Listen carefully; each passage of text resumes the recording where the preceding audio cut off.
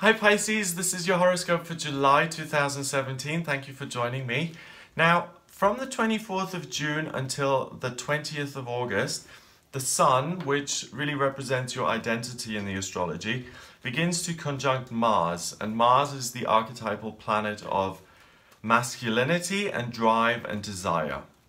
Both of those sit together, so conjunction means that they sit together and they start to blend their energy together and they become a mishmash, okay? So the Sun, your identity, and Mars, desire, they come together, and it means that you as an individual are someone who really has a strong desire to do something. Now, both of them are in Cancer, so the desire is going to be to nurture other people, to connect with either other people and nurture them either physically or emotionally, spiritually, intellectually.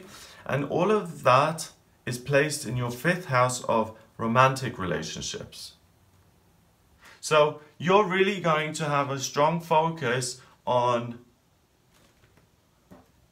finding a romantic partner if you're single and nurturing them and supporting them. Or if you're in a relationship, you're really going to put your partner first this month, and you're really going to have a huge desire to be nurturing and to be a caretaker, someone who's really nurturing and loving and who shows his or her love through action rather than words. Okay? On the 5th of July, Venus, the planet of love and beauty, moves out of Taurus, where it was in June, in your third house, and now it goes into Gemini in your fourth house. And Venus, the planet of love in Gemini, loves to express herself. She's creative, she wants to try different things in the sense of different creative outlets, writing, dancing, performing, painting. She also loves to communicate, and she loves to be around other people. It's at the very bottom of your chart in the fourth house. So that is the sector of family. You will love being around family members and connecting with them and spending time and enjoying themselves, but enjoying yourself with family. But also remember that you've got that Sun and that Mars in your fifth house. You have a huge desire for a romantic relationship in your life right now. So if you don't have that, make sure you do spend time with family, but that you also date. And if you're someone who's completely alone, you have no family and you're single, then it's a really good month for you to try again, put yourself out there and to start dating. The desire is going to be there anyway. Mars is in Cancer. Mars does not like being in Cancer. Mars rules Aries. Aries is about pushing things forward, okay, and just moving ahead. And in Cancer, Mars is forced to look at his feelings. So if you don't do anything about this, you're going to feel irritated and frustrated. So it's important to connect with other people and to make use of this energy and to try and find a connection with another person and to deepen your existing connections with family and really close friends. On the 7th of July, Mercury, the planet of communication, moves into Leo, and it stays in Leo until the 26th of July. So Mercury is in your 6th house. Mercury is the communication planet in Leo. The planet is very, very expressive. It's very public, it's very confident, it's very loud. And the 6th house has to do with your day-to-day routine, and it has to do with your physical health. And that planet being at 2 degrees in Leo means that you're going to make yourself public. You're going to make yourself visible. That then trines Chiron in your first house in Pisces, Chiron being the wounded healer. And what that says is, if you make yourself public, so even if you try something like internet dating, or you go to a singles meetup, or you go to a meetup, or you do something where you put yourself out there, okay? You make yourself available publicly. That will transform Chiron in your first house, and it will allow you to form a relationship here in July. So please, even if things haven't worked out in the past, please try again, because July is all about relationships for you, and it's about romantic relationships being formed. When Mercury goes into Virgo on the 26th of July, that ends, okay? You're not going to put yourself out there anymore. You're going to already be, I think, in a relationship by the end of the month if you were single. But Mercury goes into Virgo in the 7th house on the 26th. Mercury loves Virgo because it rules that sign, and it's about breaking down information and making sense of it. So you will know very, very quickly which relationships work, which relationships don't work, once Mercury goes into that 7th house. But during July, you're not going to have hindsight. You know, that's what Mercury in Virgo is. It's the pleasure of hindsight, knowing, now I've been through it, now I understand it. But in July, you haven't got hindsight yet, and all you've got to do is you've got to take a risk, and you've got to try and find what it is you're looking for, and listen to your feelings, and go and, be a Romeo or a Juliet or whatever it is. But the uncertainty is going to be there. You're not going to be guaranteed anything. So embrace the uncertainty. You're really being blessed here when it comes to romantic relationships. Take a risk, put yourself out there, and you're very likely to succeed. On the 9th of July, we've got Mars beginning to square Uranus, and that square lasts until the 26th of July. Uranus is in your 2nd house, and Mars is in that 5th house of romantic relationships, okay? When they square, it's really going to give you even more energy to put yourself out there in a physical, real-world sense.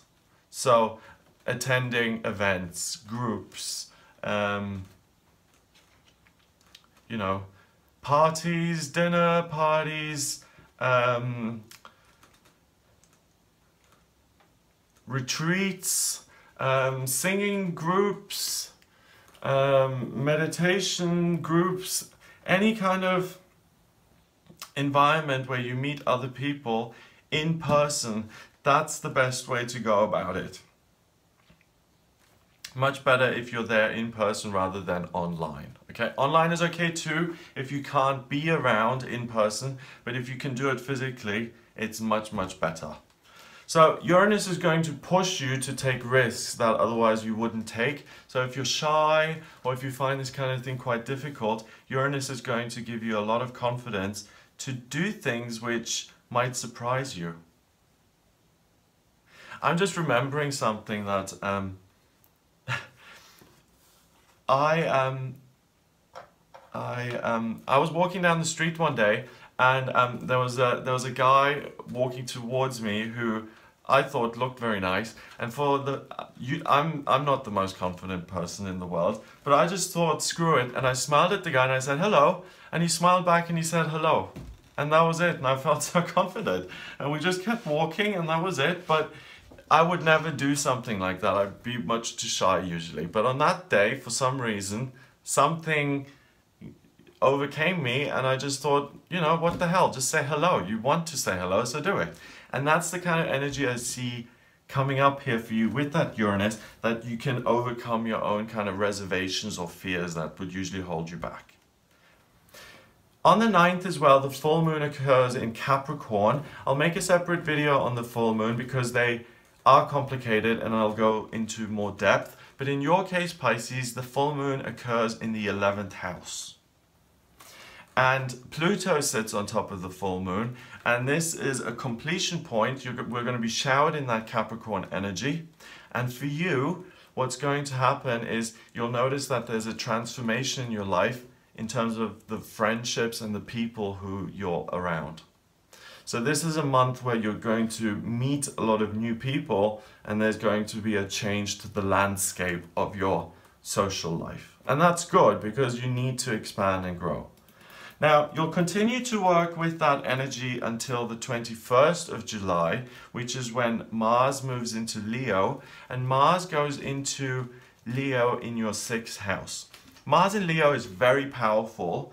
It's no longer frustrated like Mars being in Cancer. Mars in Leo is like this roaring lion now, okay? First of all, you're going to feel very, very good in your own skin. You're going to feel healthy. You're going to feel energized. But you're also going to feel optimistic about the future. You're going to feel confident, and you'll feel confident being in the spotlight, being seen, and doing public presentations, job interviews. Anything that requires you to be in the spotlight will be not only easy, it might even be enjoyable for you. That gets stronger with the new moon. Again, I'll make a separate video on that, which happens on the 23rd of July, because that new moon pulls in Leo energy into your 6th house, and it gives you even more confidence and the ability to really say, this is my life, this is what I want it to be, and then to have the courage and the self-belief to put those things into place so that you can achieve your goals and hopes and dreams. So it looks like a really good month for you, Pisces. I hope you have a wonderful time. If you'd like a private reading with me, then please get in touch via my website. It's gregoryscott.com. Click on the Readings tab to order your reading. And what I do is I draw up your birth chart by looking at your place of birth, your date of birth, and your time of birth. If you don't have the time of birth, I can either rectify your chart and try and find out when you were born by looking at certain facts, or I can use sunrise, and then I analyze your chart to see what your vocational aptitudes are, what your life purpose is, what your strengths and weaknesses are. But I can also look at the predictive astrology and look at what's coming up for you in future. So what's happening for you in 2017 and 18 when it comes to your finance and career? What's coming up in your love life, in your family life, spirituality, health? These are all things I can look at via your chart. So if you'd like me to do that reading for you, then please get in touch via the website gregoryscott.com and click on the Readings tab. If you like my videos and you want to support me, then please hit the subscribe button. That is the easiest way to support me, and it makes a huge difference to me. So I'd really appreciate that. I hope you have a wonderful July, and I'll speak to you soon.